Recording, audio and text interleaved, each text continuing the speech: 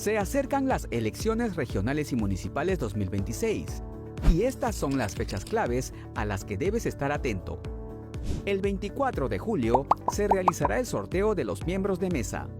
El 19 de agosto se definirá por sorteo las ubicaciones en la cédula de sufragio. El 20 y 27 de septiembre se realizarán las jornadas de capacitación y el domingo 4 de octubre serán las elecciones. Infórmate más en nuestras redes sociales.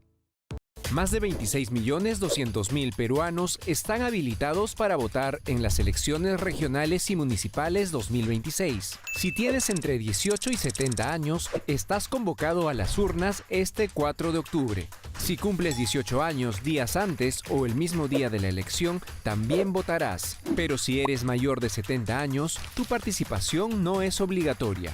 Infórmate más en nuestras redes sociales.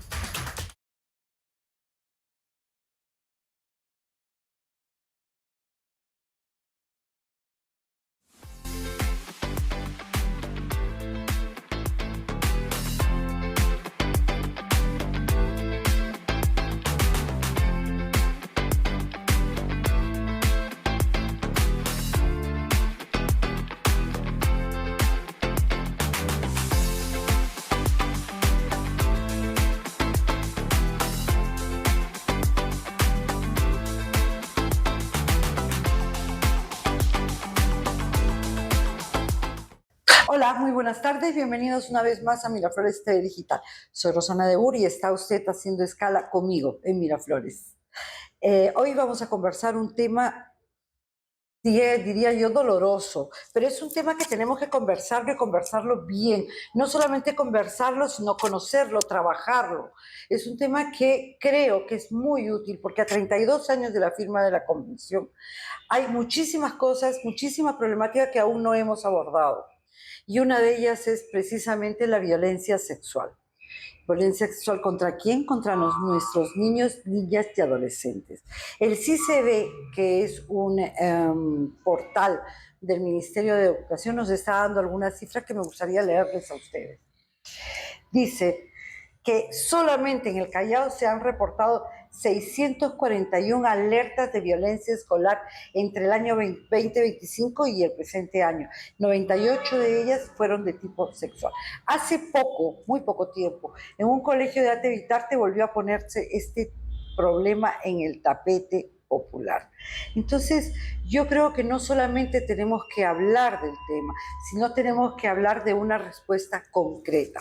Y para esto tenemos a una invitada especial, nos va a hablar sobre un proyecto que estamos lanzando casi en común, porque en realidad yo represento el Perú al NOVA, un organismo internacional que ha solicitado una ayuda para este tipo de proyecto precisamente con el gobierno de Italia. De este proyecto nos va a hablar hoy día la licenciada magíster en psicología, especialista en psicología de la salud, psicoterapeuta, profesora universitaria, especialista también en cooperación internacional, que es Ana Cecilia Romero. Bienvenida, Ana Cecilia, muchísimas gracias por estar aquí con nosotros. Gracias por la invitación. Miraflores TV. Cuéntanos un poquito acerca de este proyecto. Me gustaría que lo hablaras tú. Cuéntanos. Claro que sí. Mira, comenzamos el proyecto de empoderamiento de niñas, niñas y adolescentes para la prevención, no solamente de la violencia sexual, sino también del embarazo adolescente, que es otra temática que impacta bastante en nuestra juventud. Comenzamos en el mes de abril con el objetivo de trabajar de una manera integral con todos los actores sociales que pueden proteger a las niñas, niños y adolescentes, de tal manera que este proyecto busca no solamente empoderar a los estudiantes de nivel secundaria, sino que además de eso trabajar con padres de familia, con los docentes y con las autoridades del sistema de protección para aproximar estos espacios y este diálogo. Qué interesante. ¿Y en qué localidades están trabajando? El proyecto es un proyecto de ámbito nacional que trabaja en 3 regiones. En la región Callao, en Cajamarca y en La Libertad. Ay, perfecto. Dime, Háblame sobre el CICB, este portal de educación. Dicen que, no sé, es tan confiable realmente. ¿Qué quiere decir esas 641 alertas? Lo que sucede es que el CICB es la plataforma que implementó el Ministerio de Educación tanto para que docentes, estudiantes o padres de familia pudieran informar, notificar sobre algún caso de violencia o de vulneración de derechos. Esto se registra a través de un portal digital y cualquiera lo puede hacer.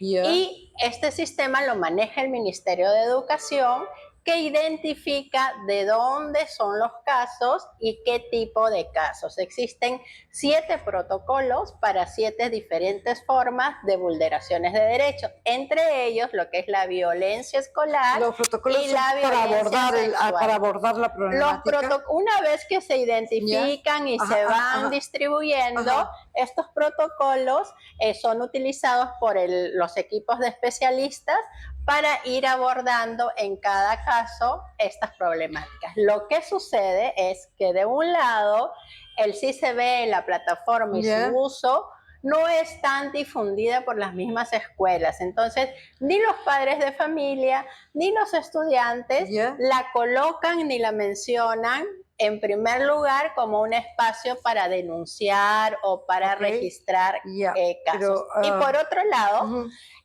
también los equipos de abordaje son pequeños, ¿no? Y el tiempo que tarda entre una denuncia, digamos, o una recurrencia y el abordaje de esa recurrencia puede llevar un tiempo grande. Por otro lado, cuando los casos tienen que ser registrados por los mismos docentes o directivos, culturalmente en las instituciones educativas hay una cierta resistencia a hacer este registro de casos, ¿no? Mi pregunta iba con una tendencia. Se habla de 641 alarmas en menos de un año, porque no hemos concluido todavía el año 2026, estamos hablando del 2025 hasta ahora, es decir, menos de un año.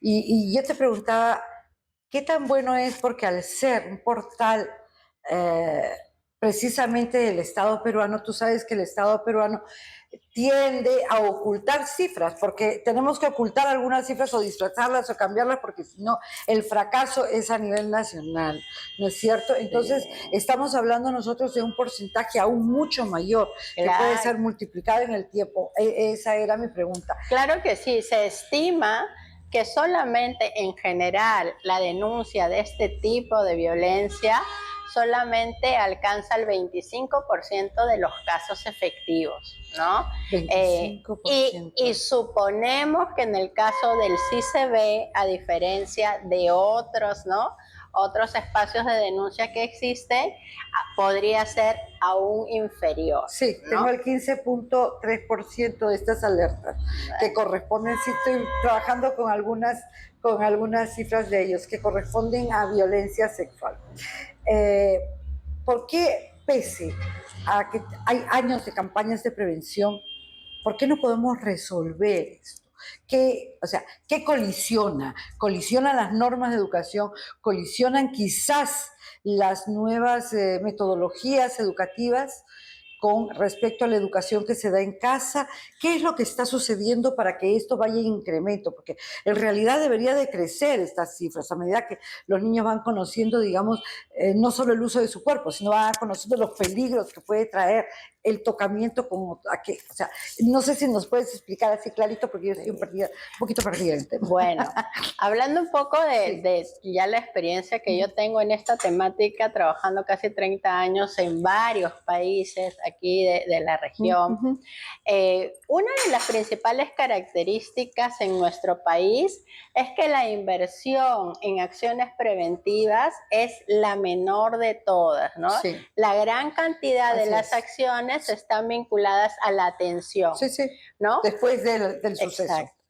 Tampoco se hace prevención primaria, ¿no?, sino se hace ya prevención secundaria. ¿Qué es prevención primaria? ¿Qué es prevención secundaria? Según la Organización Mundial de la Salud, la prevención primaria es aquella que se hace cuando el sujeto no tiene ninguna situación de riesgo ni se identifica en el entorno que haya sucedido casos, evidencias, Claro, pero aún así se hace una prevención. Claro. La prevención secundaria es cuando ya hay en el entorno alguna evidencia de casos o se identifican factores de riesgos que son estructurales. ¿Cuáles son estos? Aquellos que se encuentran en la familia, disfunción familiar, maltrato físico, violencia, que es lo que más tenemos, ¿no? Sí, claro, lamentablemente. ¿Y por qué sucede esto? Está sucediendo en los últimos años, según hemos visto en la ENDES, en los datos de ENDES, que cada vez más las madres son más jóvenes. Cada vez más las madres trabajan también. Sí, cada vez más las familias son monoparentales, las madres son más jóvenes, las madres trabajan. Y por otro lado, entonces, no han desarrollado habilidades de protección, de comunicación y de vinculación. Entonces habría que trabajar también con las madres. Yo siempre fui de la idea, y esto lo conversé ya hace más, tengo 40 años de trabajo en infancia. Entonces siempre fui la idea que teníamos que prevenir. Me acuerdo que antes que entrara el señor Ollanta Humala, conversé con personas muy cercanas a él acerca de la prevención del sicariato. Yo decía que estábamos ingresando en la maestría, como se estudiaba el tema, y había que prevenir. Y nosotros no trabajamos en prevención. Por más que lo digas, que le des vueltas, que toques puertas, no le interesa a la gente la prevención porque todavía no está de acuerdo. O sea, no... O serán tanto los problemas que tiene el país que en realidad la problemática infantil no les representa una problemática en sí, porque comprenden que el niño no vota, entonces no es un factor político digamos, de alcance inmediato, ¿no? Ahora me parece que ya lo están tomando más en cuenta. Pero quisiera que nos hablaras también de los tipos de violencia sexual, porque se están identificando, digamos, estas zonas de alerta en violencia sexual que sí puede todavía ser, digamos, prevenir a tiempo, ¿no? Por ejemplo, estamos hablando de tocamientos indebidos, ya tocamientos indebidos va a avanzar, pero también hay actos de connotación sexual. Si tú nos pudieras explicar qué son actos de connotación sexual, por ejemplo. Pienso que es bien importante también que diferenciemos y que tomemos en consideración que gran parte de los casos de violencia sexual se dan en el ámbito familiar o en un entorno muy próximo. Y esto comienza con relaciones donde primero no se preserva, ni se cuida, ni se respeta el espacio, la voluntad, el espacio, ¿no? Del niño, del adolescente. Tenemos prácticas culturales, por ejemplo, que van desde inducir o promover que un niño bese, ¿no? Abrace, aunque no quiera hacerlo. Porque lo vemos como una situación de educación, ¿no es cierto? Claro. Pero justamente es en esta edad temprana que el niño y la niña tienen que comenzar a aprender que existe su espacio. Que si quieren se acercan, si quieren no se acercan. Que no, si sienten confianza, mejor dicho. Si sienten confianza, si esta persona, porque hay una energía por detrás de esto, ¿no? Y por otro lado, esto se va intensificando. Entonces, primero le pido al niño un abrazo, un beso, una aproximación, siéntate en mis piernas. La próxima te digo, qué guapa, qué simpática, estás creciendo. Eso en lo cotidiano. Claro, porque eso de siéntate en mis piernas, eso ya va un poquito más a connotación sexual. Porque si nosotros hablamos de los besos y abrazos, por ejemplo, tenemos que en Suiza, hablamos de Suiza antes, son 3 besos. En Francia, 3. en Italia, en toda Europa son 2 besos, pero ¿te das cuenta? Y eso es desde chiquititos. Y no hay problema, porque igual los estados ocultan todo el mundo, todo. Hay, ciertamente, pero no tanto como está avanzando ahora. ¿No lo llamarías más bien un poco, digamos, referido, no quisiera decirlo, ¿no? Pero un poco que nos ha quedado rezagos del patriarcalismo en la educación, en que el hombre te tocaba lo que le daba la gana, o sea, tenía la chiquita lo que tú dices, siéntate en mis piernas, la acaricio, y no hay la mamá que dice, oye, no. Claro, Por pero ejemplo, eso no podría ser. pero comienza desde estos pequeños indicios en que ¿Ya? el niño y la niña no ejercen o no pueden ejercer su Su libre voluntad voluntad, de no ¿ya? aproximarse si no se sienten cómodos, Ya. ¿no? Y cuando llegan a la pubertad, como ya se han establecido estas formas de relacionarse con la niña, que ahora es una adolescente, y por otro lado están estos factores que están vinculados a toda la manipulación emocional y cognitiva, al secretismo, al Sí, pues, al miedo, ¿no? secretismo. Y El que se secretismo. van sumando también a las propias carencias que puede haber en este ámbito familiar. No solamente en términos económicos, pero carencias de vínculos positivos, Sí, claro. carencias de comunicación, Mucha ¿no? disfuncionalidad Carencias también, ¿no? de afectividad, pero beneficiosa, saludable, Sí. ¿no?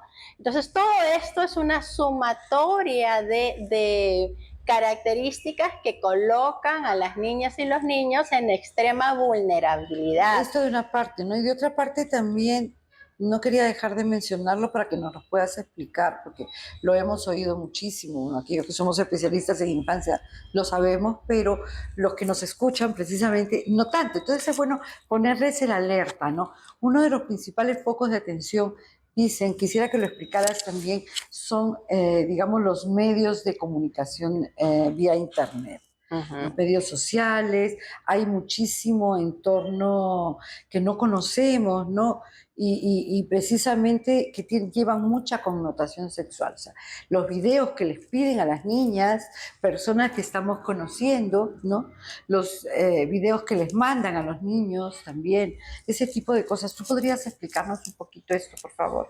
En los últimos años, la sociabilización de persona a persona entre adolescentes y tal ha ido cambiando y se ha transformado inclusive en una sociabilización virtual. Son los espacios y las redes donde lamentablemente no hay tampoco ningún nivel de control ni de límites. Entonces, así como los adolescentes pueden encontrar información, orientación, etcétera, también pueden encontrar información falsa, también pueden encontrar identidades falsas. Sobre todo, eso es lo que está pasando. En los juegos, ¿no? Sí, Principalmente se da eso. Y también mucha manipulación para que las niñas, las adolescentes, graben, tomen fotos, envíen material que luego son utilizadas por las redes de pornografía. Entonces, no solamente estamos hablando de los riesgos que hay en el ámbito familiar, sino de la utilización de la trata. Ya estamos de los riesgos. un tema un poquito más allá, Claro. porque ya utilización en pornografía estamos hablando ya de trata, ¿no? Pero que también es una forma de violencia sexual, claro, ¿no? Cuando claro hablamos. Que sí. Entonces, actualmente existe el sexting y otras formas que están vinculadas al uso de la connotación sexual a través de las redes sociales, que es algo que todavía los parámetros de protección parental no se están implementando en nuestro país. ¿Por qué? Tenemos una realidad, por ejemplo, en Callao, que los chicos, los adolescentes pasan casi todo el día solos, 5 horas en la escuela, luego retornan a casa están completamente solos, y están solos. ¿Y cuál es la compañía o el espacio que tienen? Son las redes sociales. Y es a través de eso que muchas situaciones de riesgo ocurren, ¿no? Entonces, estamos viendo que en nuestra sociedad como tal, se está volviendo cada vez más riesgosa. En el Callao, por ejemplo, no solamente... El Callao es una zona bastante riesgosa, efectivamente, San Juan del Lurigancho también. También, entonces, hay muchos riesgos que enfrentan las poblaciones de niños, niñas y adolescentes, pero al mismo tiempo no se han variado, no se han intensificado y no se han consolidado redes de apoyo y redes de protección. ¿Por qué? Porque seguimos trabajando en un enfoque de atención ya de casos, ¿no? Y no de la prevención. Pero ahorita estamos trabajando en prevención. Claro que sí. Vamos a hablar de eso. Y además comentarles otra cosa que nos sucede aquí en el país. Las pocas intervenciones preventivas que se realizan no son replicables ni medibles en términos de su impacto. ¿Por qué? Porque no hemos desarrollado metodologías que nos permitan medir qué se logra con esta intervención y se confunde una intervención de sensibilización con una intervención de prevención. ¿Cuál es la diferencia?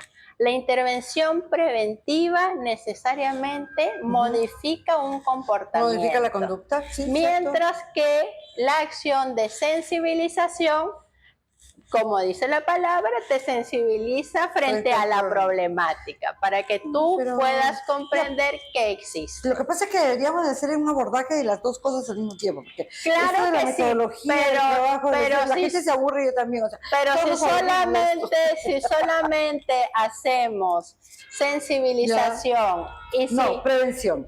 Y si las dos cosas al mismo tiempo no se podrían hacer. Una prevención que no podamos medir el resultado, no sabemos si funciona o no funciona esa intervención. No es una y eso respondería el motivo por el cual no disminuimos las cifras. Así, eso es lo que te quería preguntar. Precisamente uno de los modos de medición no podría ser la disminución de las cifras o el incremento de las cifras, que sería una respuesta a un proyecto que, como el que estamos realizando junto con el NOVA y el gobierno italiano.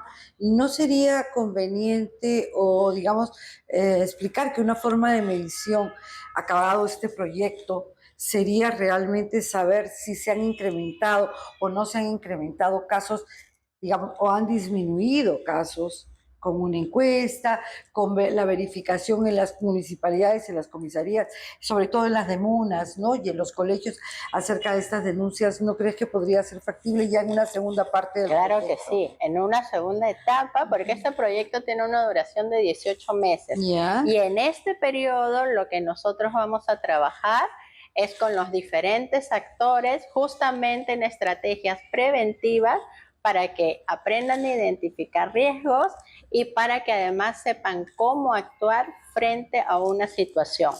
A partir de eso, ¿no? En una segunda etapa vamos a poder medir también ese impacto ya, Qué lindo el trabajo, ese impacto para ver cuántos casos hemos podido ir identificando. Es cierto, pueden aumentar las denuncias, pero esto es significativo e importante. Claro que es significativo. Lo que pasa es que la gente no denuncia porque todavía es un tabú. Todavía no hemos crecido en ese sentido. Pero ahora vamos a hablar del proyecto. El NOVA, que es un grupo, bueno, el NOVA es un organismo italiano de adopción internacional, con la colaboración y la ayuda de Italia, del gobierno italiano, de la presidencia del Consejo de Ministros, que es la que dirige la Comisión de Adopción Internacional, viene desarrollando a través en los 5 continentes, digamos, proyectos que se van presentando. Este año Perú ha tenido el honor de ganar el proyecto presentado por nosotros con varios partners. Uno de ellos es, me parece que ANPAS, Solidaridad, no recuerdo más, son varios grupos con los cuales tenemos el partner, pero hemos tenido el orgullo de haber ganado el proyecto en 2 fases, ¿no? Digamos, 2 tipos de proyectos que van a ser uno solo. Uno de ellos es la prevención de lo que estamos conversando ahora, que es la prevención del trato de los menores, de la violencia sexual, de los tocamientos indebidos, en distintos, como nos va a explicar Cecilia seguramente, en los distintos sectores del país. Y otro es el proyecto de Mundo Libre. El proyecto de Mundo Libre está referido a niños y adolescentes, generalmente niños, niñas y adolescentes, que tienen el consumo de drogas, que es prevención del consumo de drogas y además de la ayuda y colaboración para la recuperación de los niños. Pero de ese tema hablaremos después. Ahora vamos a conversar sobre este tema. Ana Cecilia, como les decía, es la encargada del proyecto en la región del Callao, ¿no es cierto? No eres en todo el, yo pensé que eras en todo el país. Entonces, el proyecto para nosotros se llama La tutela de los menores en condiciones de marginalidad, ¿no? Víctimas de violencia sexual o dependencia de las sustancias psicoactivas. Por eso estaba explicando de la segunda parte del proyecto.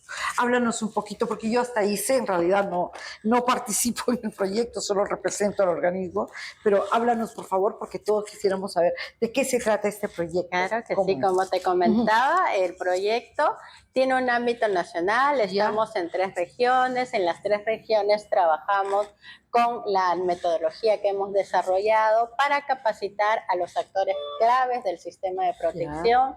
También vamos a capacitar a madres, padres de familia y cuidadores. Qué bueno, cuidadores sobre todo.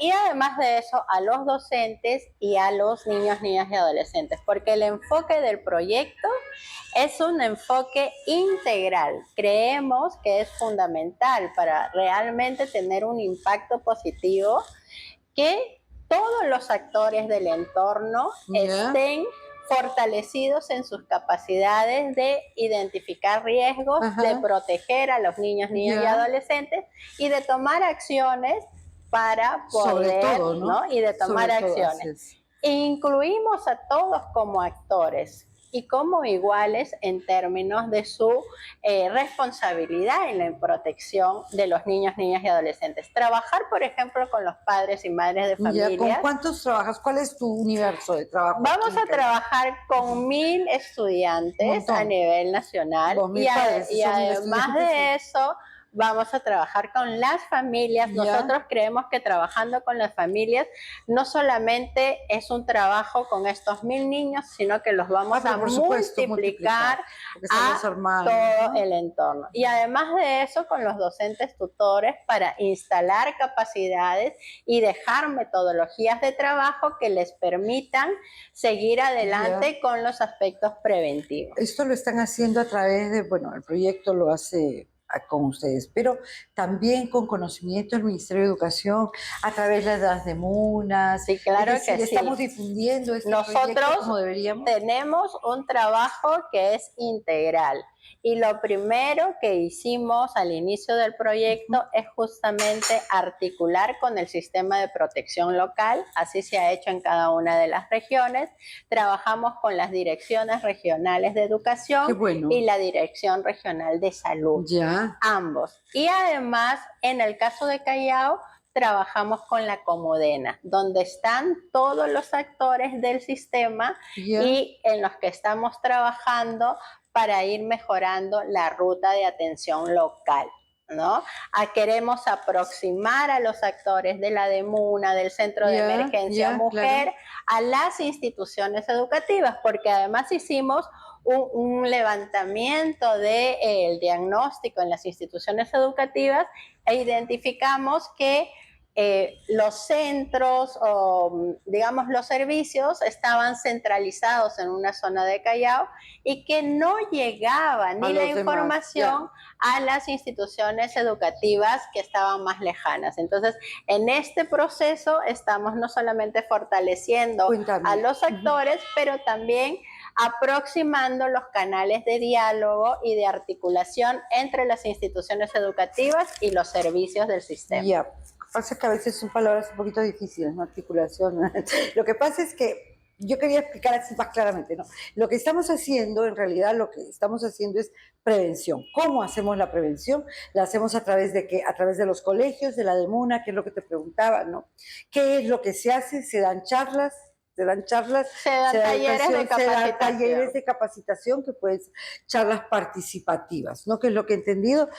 ¿Quiénes participan? Participan los maestros, participan algunas autoridades y lógicamente los especialistas, que son los del GIM, ¿cierto? ¿Cuántos talleres están programados más o menos, digamos, para este año escolar?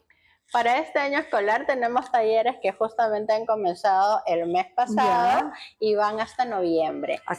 Uno al mes, uno cada 20 días, uno cada 2 meses. Tenemos bimensuales con los padres, con los docentes. ¿En cuántos colegios? Aquí en Callao estamos en 3 colegios y la población total de estos colegios llega a 2000 estudiantes, tanto primaria y secundaria. Y en las regiones de Cajamarca y de La Libertad, 2 colegios cada uno, también con poblaciones que llegan a 1000 en cada región. Cuéntanos, los niños, es decir, este programa proyecto abarca de qué edad a qué edad. ¿Desde cuándo podemos decir que un niño, bueno, para mí desde siempre, de los 4 años ahora, antes era de los 10, 12, ahora se ha reducido, pero esto abarca, digamos, desde la temprana edad, desde la primaria, sexto grado, primero de Sí, secundaria, dinos, 12 efectivamente. años, 11 años, Justamente pubertad, pienso, ¿no? sí, justamente considerando que hay una necesidad de comenzar a trabajar con los chicos Sí, desde pues, primaria, así es. tenemos poblaciones en quinto, en sexto grado en algunos colegios y en otros colegios a partir de sexto grado.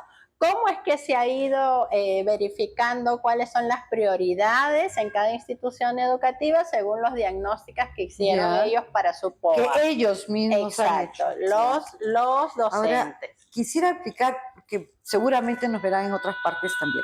En el Perú la educación tiene 3 grados, por así decirlo.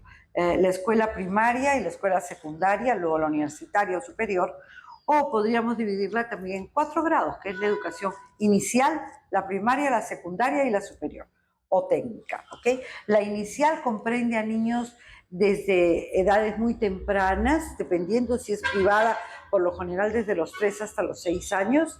Si es de institución pública, comprende desde los 4 años hasta los 6. A los 6 años inicia la educación inicial y comienza la educación primaria, que dura hasta el sexto grado de educación primaria. Es decir, un niño aproximadamente entre los 11 y 12 años de la edad puber pasa a la educación secundaria, que son 5 años más. Una educación secundaria donde van niños desde los 12, 11, 12, 13 años hasta la edad de los 17 años, casi ya alcanzar la mayoría de edad para que ingresen a prepararse, digamos, en escuelas superiores tecnológicas o la universidad o, bueno, su preparación para la vida y el trabajo. En ese sentido es que, explicando y aclarando, porque en Europa, por ejemplo, solamente son 2, ¿no? La maturita.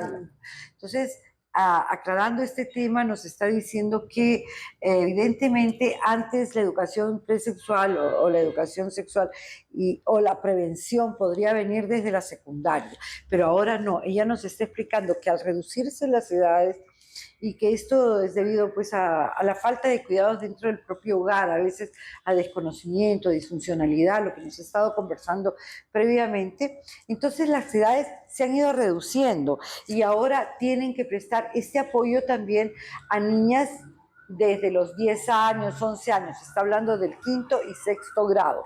Eso es lo que quería aclarar. Estamos hablando ahora desde quinto y sexto grado hasta terminar la educación secundaria. Este es digamos, la brecha que estás abarcando, o tu universo, ¿no? Que es bastante más amplio de lo que podría ser en otros sectores. Ha hecho es que comprende los 1.000 o los 2.000 alumnos, ¿no es cierto? Exacto. ¿Ya? Y también hay que resaltar que también con los padres de los estudiantes claro, de primaria, que en esta ellos, etapa hay que trabajar muchísimo con ellos, ¿sí? porque abordar la temática de la sexualidad, de identificar los tabús cambios corporales, la pubertad, de un autorreconocimiento de también los padres cuando pasaron por esa etapa, cuáles eran sus curiosidades, sus dudas, sus preguntas, para que de alguna forma identifiquen esta etapa como algo que también ellos pasaron y que hubieran necesitado de ellos para estar más preparados para enfrentarlos, ¿no?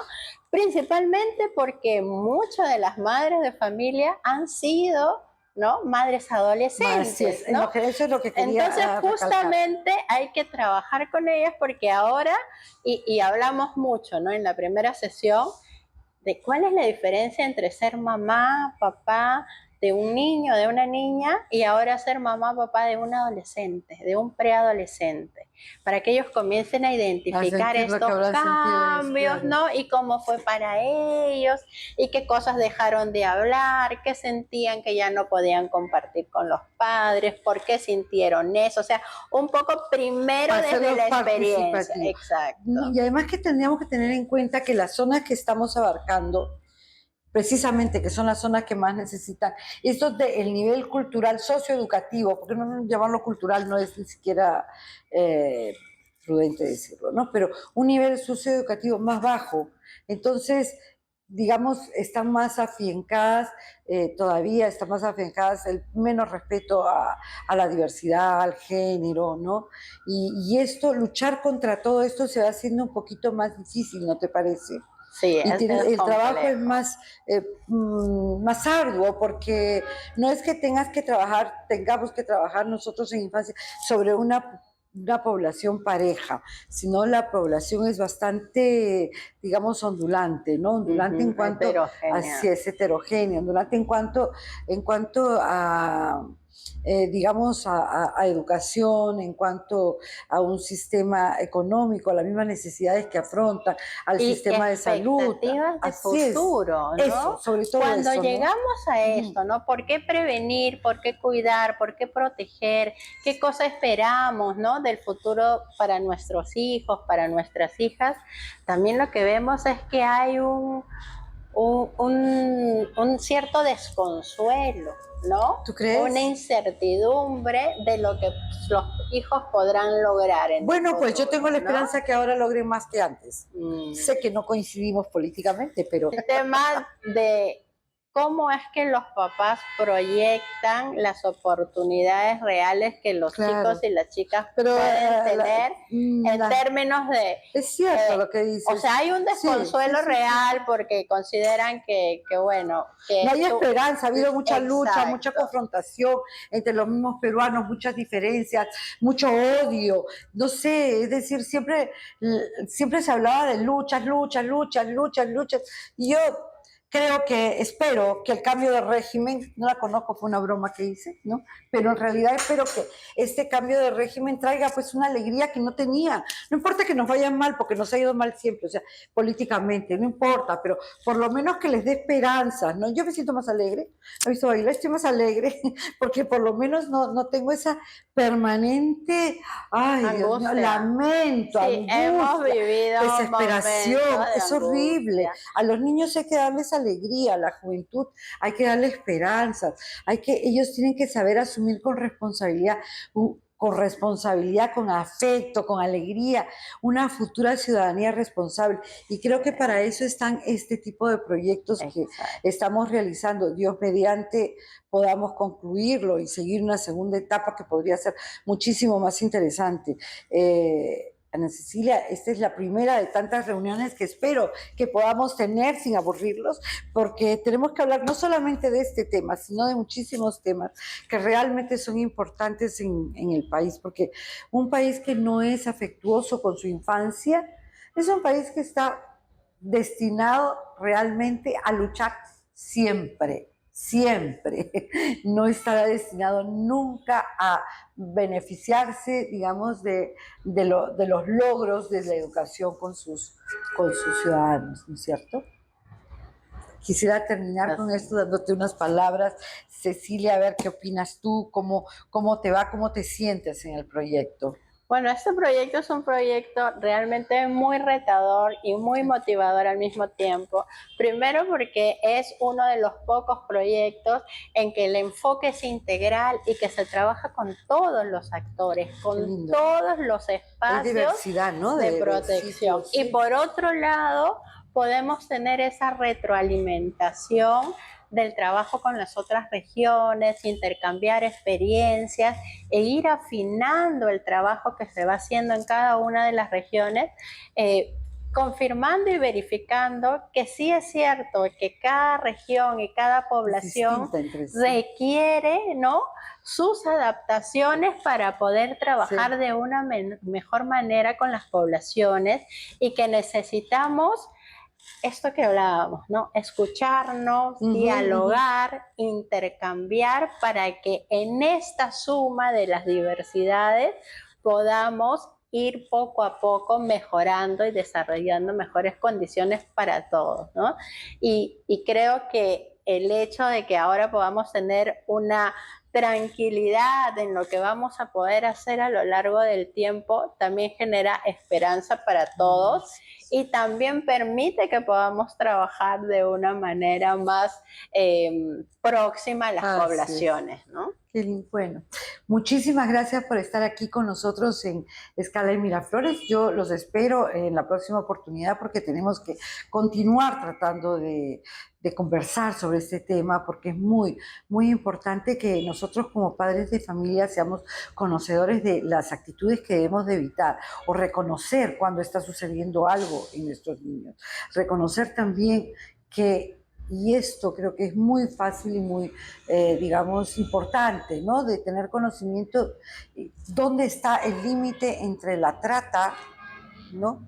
Y el uso que pueden hacer acerca de nuestros hijos por los medios sociales. Muchísimas gracias. Chao.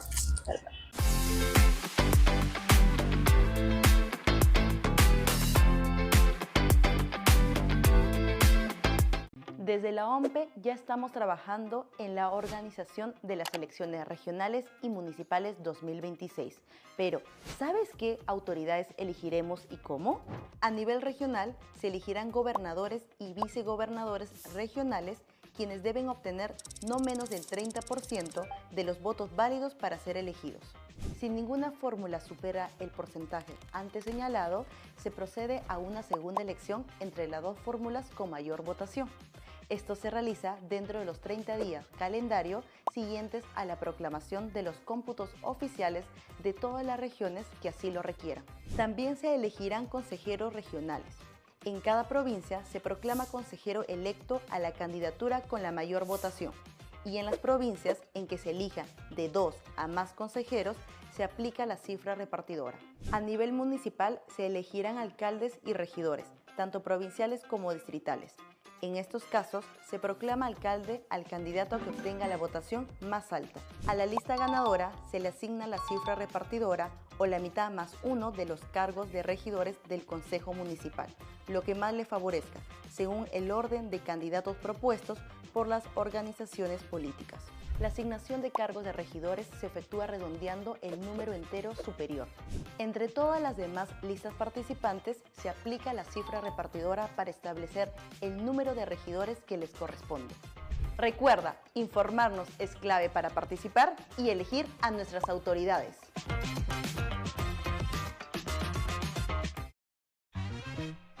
¿Sabes qué es el voto informado? Es ejercer tu derecho al voto, pero después de comparar candidatos y sus propuestas. No solo es elegir un nombre, es entender qué ofrece cada opción política y decidir por la que mejor representa tus intereses y los del país. Para votar informado tienes que cumplir con 3 cosas. 1. Infórmate. Revisa las hojas de vida de los candidatos y los planes de gobierno que pronto se subirán a la web Voto Informado. Y también puedes participar de las actividades de educación electoral del JNE. 2. Evalúa. Compara la trayectoria y experiencia de los candidatos y verifica si sus propuestas son viables. 3. Acude a votar el 4 de octubre. Recuerda que tu voto es libre, personal y secreto. Y si no votas, dejas tu futuro en manos de otros electores. ¿Y tú? ¿Ya votas informado?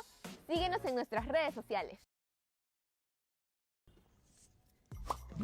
¿Los peruanos residentes en el extranjero votan en estas ERM 2026?